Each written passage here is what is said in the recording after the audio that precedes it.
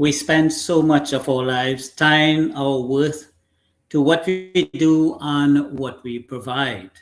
But what happens when that gets shaken by failure, change, or just the feeling that all purpose doesn't fit anymore?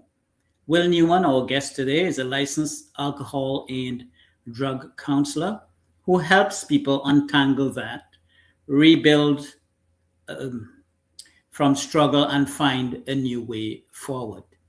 Before getting to what promises to be an enthralling discussion, here's some information about the podcast and our organization as a whole, followed by our disclaimer. Welcome, everyone, to this, our 230th episode of our Open Up podcast, simulcasted live on YouTube, Facebook, and Instagram. This is where we invite knowledgeable and influential individuals to engage in meaningful discussions on matters of communal interests with an emphasis on men and boys. My name is Dipchand Ramcharitar, Director of Outreach and Development at Voice of Men 360. We are based in London, Ontario, Canada, and are primarily an advocacy group and support group for men and boys, though we also reach out to other demographics as best we can. We're affiliated with International Men's Day, who operates in a similar capacity in over 95 countries globally. And now for an important announcement on autism. If you are a man involved in caregiving for an autistic child, adult, or family member, we want to hear from you. We're gathering input on the topics, challenges, and experiences you like to see covered in men's support and discussion groups. Your responses will directly shape future sessions and make sure they address what matters most to you. All responses are anonymous and confidential. Please take a few minutes to complete the survey. The link is on your screen, the deadline being June 30th, 2026.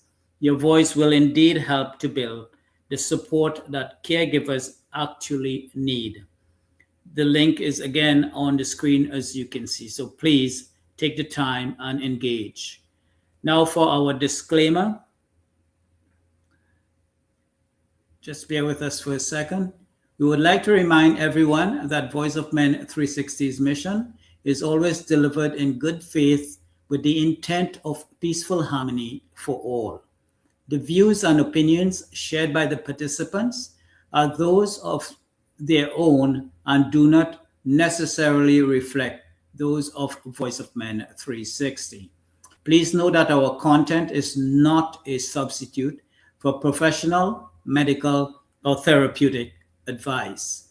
If you're struggling with personal challenges, we strongly encourage you to reach out to a qualified expert.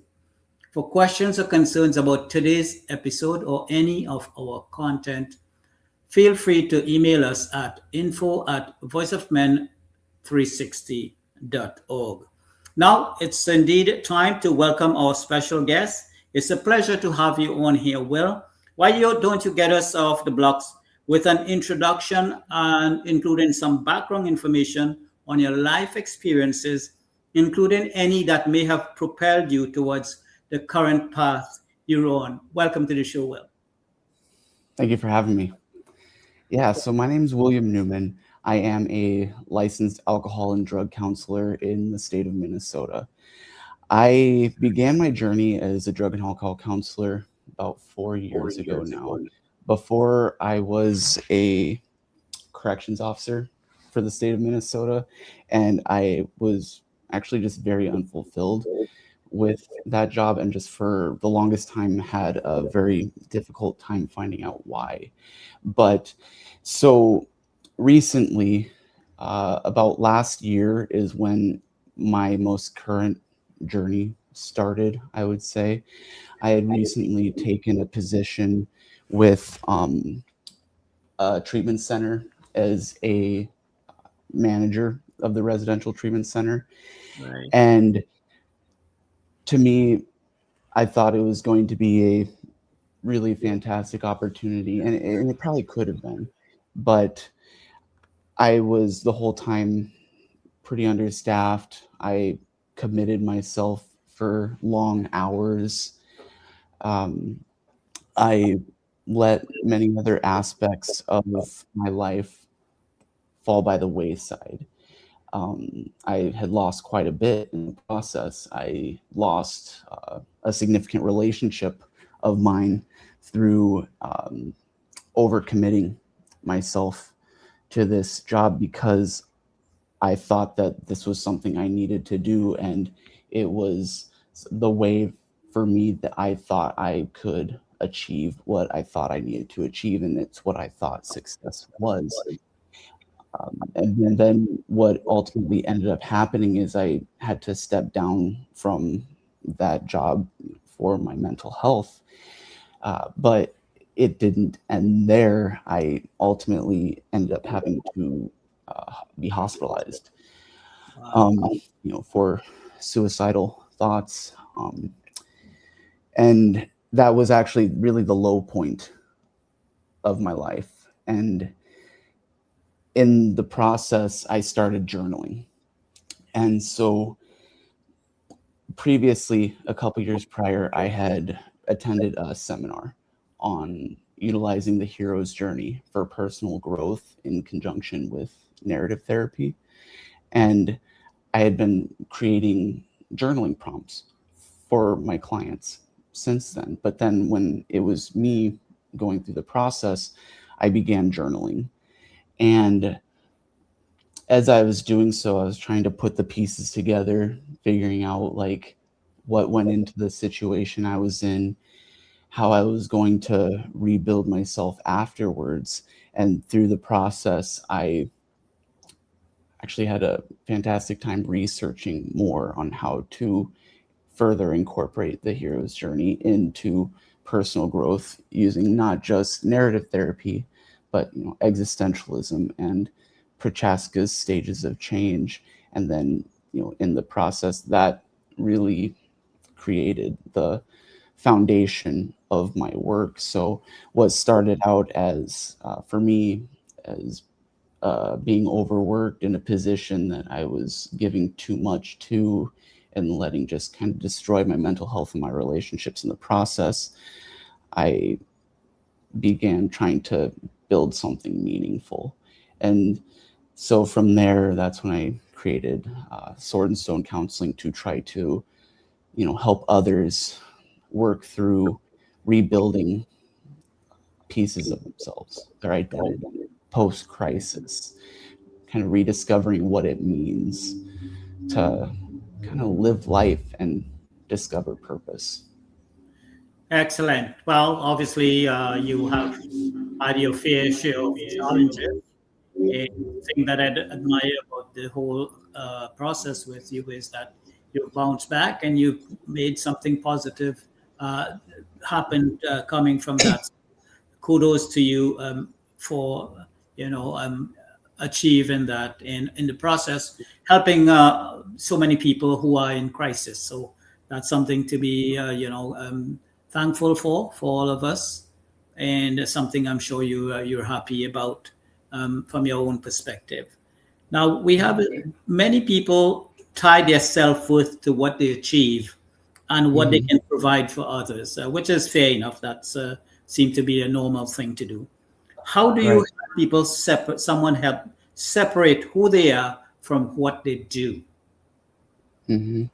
Yeah. So there are many different pieces that go into this because this is something I'm very passionate about because it is something I went through personally, but it is also something I'm very careful not to oversimplify because these messages, we receive on achievement and self-worth through success, these are very ingrained, or so, for some of us can be very ingrained, but also, you know, when it comes to male roles, there may be certain aspects of culture tied to it.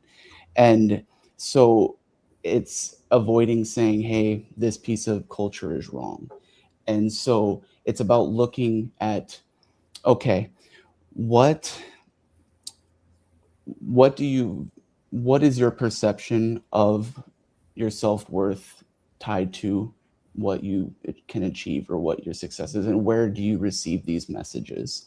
And because also the thing too is you want to think about, like, when we think of the love languages and uh, acts of service being one, because sometimes what we provide is how we show affection. And so that's another reason we don't want to oversimplify, but we want to look at balance. Are you overcommitting yourself to success or giving to others at the harm of yourself? And helping people to see, yeah, I'm giving too much and I'm not really expecting anything in return.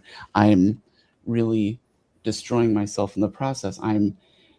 My mental health is not what it should be because I keep overcommitting to relationships. I keep trying and committing to jobs that really don't fit me because I feel like I have to provide. And it starts with identifying it, where the messages come from, and really where the balance is and where changes can be made, before even, and being cautious about telling people, you know, to go one way or the other. But really, it's about just kind of finding the finer pieces and starting there. Yeah, absolutely. Balance is key. For when you have balance and you think you've struck the right balance, it puts Mhm. you in a position where you are better able to plot a better plan of action for the people that is looking forward to some sort of assistance from you. So you got to feel good about yourself to begin with to be able to help others. So balance absolutely is the key factor there. Now, Mhm.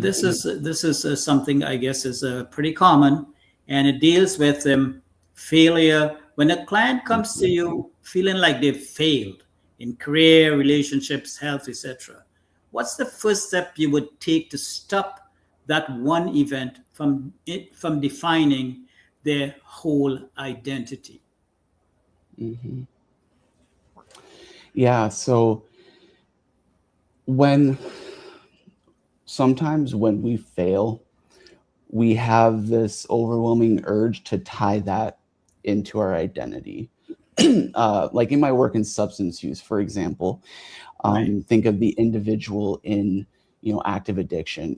From the person-centered approach, I would never say addict, right? I would never say alcoholic, that kind of language. I Right. always use individuals struggling with addiction or something similar to that. And there's a reason for it. And because here's the deal, when we're struggling with problems, and I'll use that as the example, say the individual struggling with addiction, they'll say, I'm an alcoholic. You know, I cannot overcome this. And then that becomes inherently tied with their self-worth. I'm weak. I can't control this. I can't do anything. I keep failing. And when the failures get tied with the identity, it's just going to tear them down. And so, when I talk about that person-centered approach, like, no, you're not an alcoholic. You are someone that struggles with alcohol. You are not a drug addict. You are someone that struggles with drug use.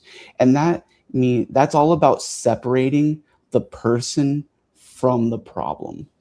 And because if you can make those two separate things, you can look at the problem individually and analyze it without shame overcoming the individual.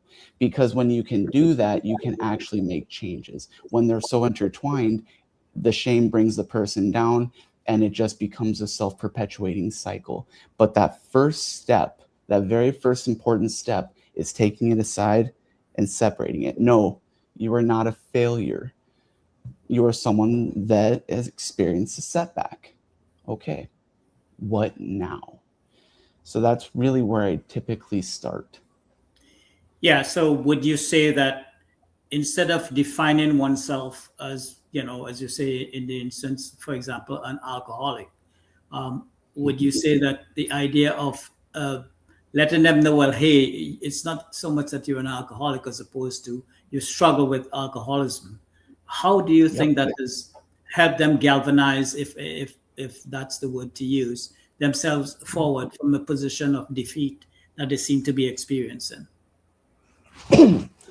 So, yeah, mixed responses when it comes to substance use sometimes, because when you look at like AA or NA, that is actually the language they use. Right.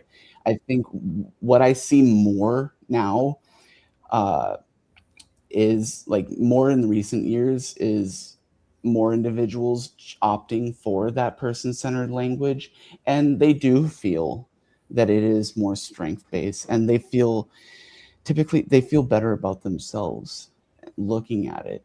And honestly, I think that it increases success, because then it doesn't raise that hopelessness, because then when we tie certain things and really just hold them within ourselves, and we have these negative connotations about it, we think that, or sometimes we believe that we can't overcome it. And so what happens is, when people are able to just kind of set it aside and look at it and start to work on it, then they're actually able to really start looking at things from more of a strength-based perspective, because when they remove that from themselves, they can actually focus on their inner strengths. So you're saying that instead of saying, well, here I am struggling, they can use that and reframe it to reveal Mhm. that as a hidden strength. Mhm. Yeah, because, we're all gonna experience setbacks, Oh, and we're all going to struggle. It's life, Viktor Frankl identified one of the ways we discover meaning is how the attitude we take towards our unavoidable suffering. We will suffer. We will experience setbacks. It's how we approach it where we'll experience meaning. And when we experience these setbacks, but we choose to keep moving forward, we choose to learn, that's meaningful. And it doesn't mean we have to keep doing the same thing. We can change paths. The important thing is forward motion. um, and so really not getting stuck and having those setbacks become part of that identity. yeah, I remember reading his book about his ordeal in World War II, I believe it was, and how he used his frame of mind to tackle, the hideous conditions under which him and other prisoners were left to battle with. And obviously, he's come out of it, I would say, with flying colors, because he's managed to move on to bigger and better things and encourage a lot Mhm. of people who've been in, obviously not in the same situation, but in struggles of their own, to cope with it in a Mhm. much better way. So, yeah, that's a good example you brought up there. Um, One of the areas that need special attention, I would say worldwide, is the subject of dad and father figures. Um, Mm. they get wrapped up with this identity of provider and fixer for their family. But how do you help fathers redefine their value beyond what they can give or solve? Especially, we have Father's Day coming up, and that's when the pressure actually gets louder. Yeah. Yeah. And so I guess the first thing I will always say is, um, there we're all very multifaceted individuals. We have more than just one piece of our identity. And I know when it comes to that aspect, to provide that, feeling that obligation, and sometimes individuals think that that's the only aspect. Right. And they I what I've seen is individuals working themselves into the ground to provide. And I understand it, and I think it's admirable. It is admirable to want to provide for your family, but I also think that there can be balance to be found in certain situations. um, and then also, acknowledging the different life stages, I think, is very often overlooked, because when it comes to fatherhood, it's not just like, you're a father and it's the same throughout. It's acknowledging how does it change, and how do you adapt through the different stages, um, childhood or infancy, childhood, teenage years. How do you reconcile aspects of your identity once the child then leaves the house on their own? Um, it's about not having the whole identity tied up in the provider role, and acknowledging the importance of the fatherhood role, and that it really is just kind of, it is a central piece, but it is not the only important piece of the individual. Right. And I think one of the areas with fathers generally is I think they would like to feel a bit more appreciated. I don't think they Hmm. necessarily want to be cuddled and put out there in the media and say, "Hey, I'm doing a fantastic job." Just the idea of acknowledgement, at least, not even appreciation, just Hmm. acknowledgement of what they bring to the table, and what of obviously mothers have their share of work to do as well. Nobody's taking that away Hmm. from them, Oh, but I think right. fathers themselves they are underappreciated for the most parts. Hmm. So you know, Yeah, I would agree. yeah.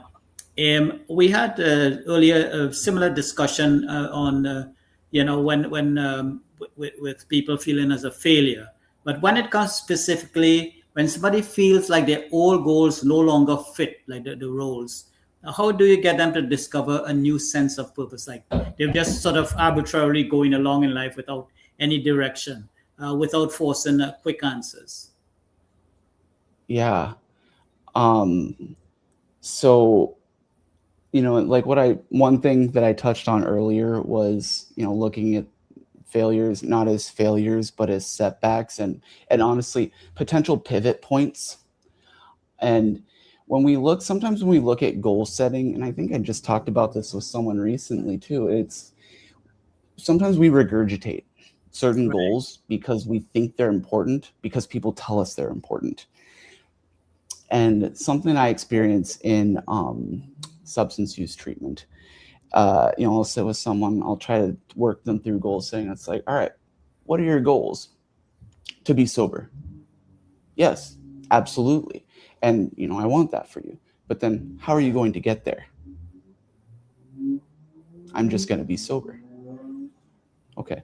So the idea here is, what makes that important? What are your values that make it meaningful to stay sober? What is a life that's worth being sober for?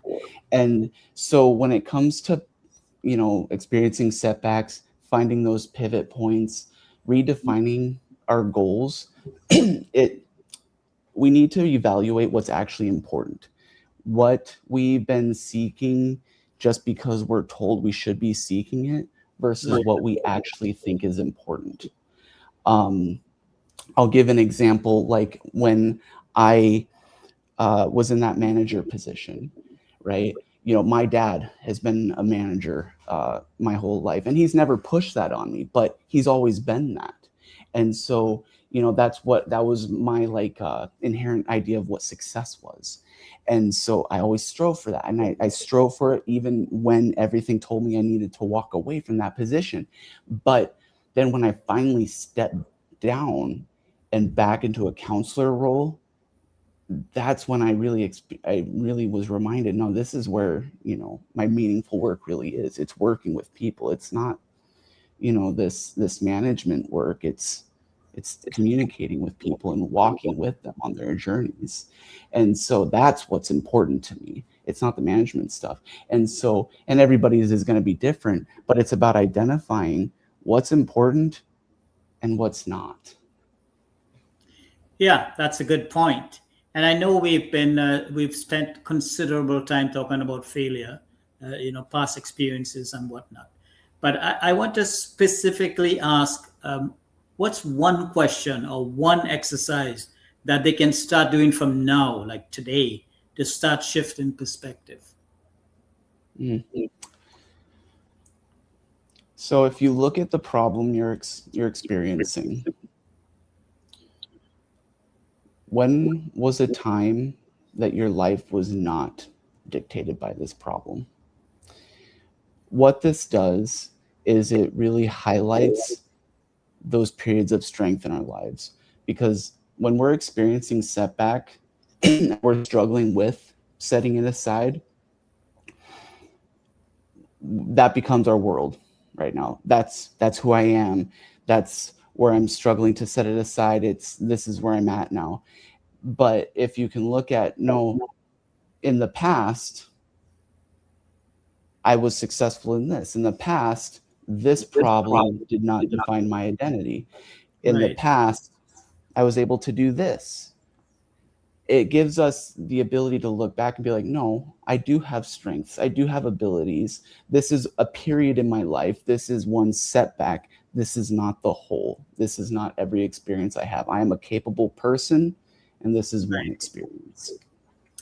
Yeah, I remember I was tuned into a Buddhist program, and the guy was saying that a monk had built a wall with 1,000 bricks, and only and two were sort of crooked, and he spent his entire time focusing on the two that was crooked, and the wall was perfect otherwise, and nobody even noticed the two bricks. So Yeah, it's the same sort of philosophy.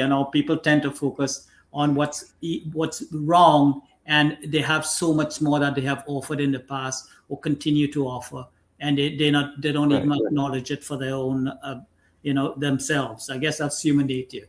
It happens to the best Mhm. of us. So Yep. um, now we're obviously here. We're here at Voice of Man 360. We're all just laymen. We're just trying to get out there and advocate for men and boys mostly. But with your background as a life as a sort of a advocate yourself, or a therapist to some degree, how could our organization or organizations like ours use your expertise, broadly speaking, to serve men, to better serve the men, rather, our organization, especially those working through failure, identity issues, and redefining purpose? Yeah. So I think really looking at like the concepts in my work, um, it really is built around that, because the thing is, I came from a place of feeling like I had failed, a place of feeling like, my identity had just been torn down to shreds, to the point where, I nearly ended it. And I, created this, I wrote my book, and I did it to help myself.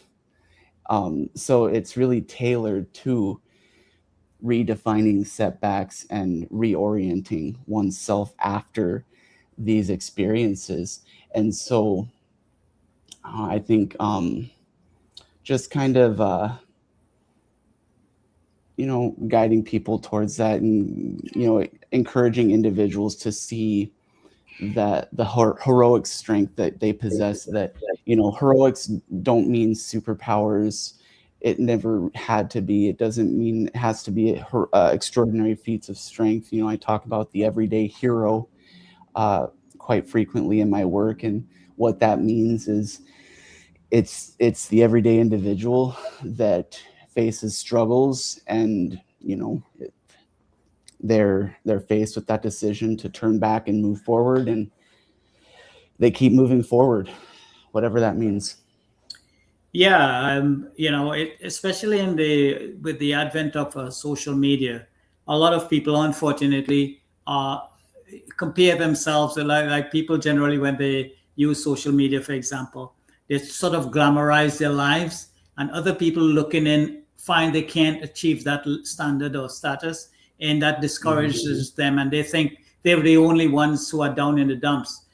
But they don't realize in reality that it's all a facade, and they themselves possess the qualities, as you just said, to come Mhm. out of any funk, they just need some sort of guidance. And from what you pointed out, there are certain directions they can go, certain directives they can take to achieve that. And for beginning, it doesn't really take that much to get started on that road. Mhm. So it's in all of us that we can accomplish that, and it's people like yourself, obviously, that need to sort of give us that guidance sometimes when we need it.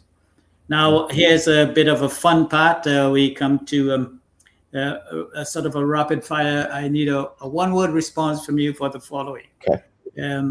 One word for self-worth when it's not tied to achievement. Values. Okay. What do most people mistake for failure? Setbacks. Good. What's the biggest obstacle to redefining purpose? Rigidity. I agree. One word listeners can hold on to during a struggle. Transformation. Yeah, we all need that, and we all can do that. How would you describe a life guided by strength instead of fear? Heroic. Heroic. Excellent. So, we've pretty much come to the end of today's broadcast. But before we do, we have our information from our organization. We have our website is www.voiceofmen360.org. Our email address is info@voiceofmen360.org. Our phone number is 226-289-8784. And we are available. We have a YouTube channel, as well as we are on Instagram, and you can find us, on Facebook as well. We have a Facebook group. We urge, all of you to, in some capacity or in some way, engage with us in asking questions about who we are, what we can, what you can help us with, or ask questions about communities, things like that. We welcome everyone, regardless of gender, age, status, whatever the case might be. Everyone is welcome to engage with us. We certainly encourage that. So your contact information, Will, again, did you want to give us what that information is? Yeah. So my phone number is 507-683-6729.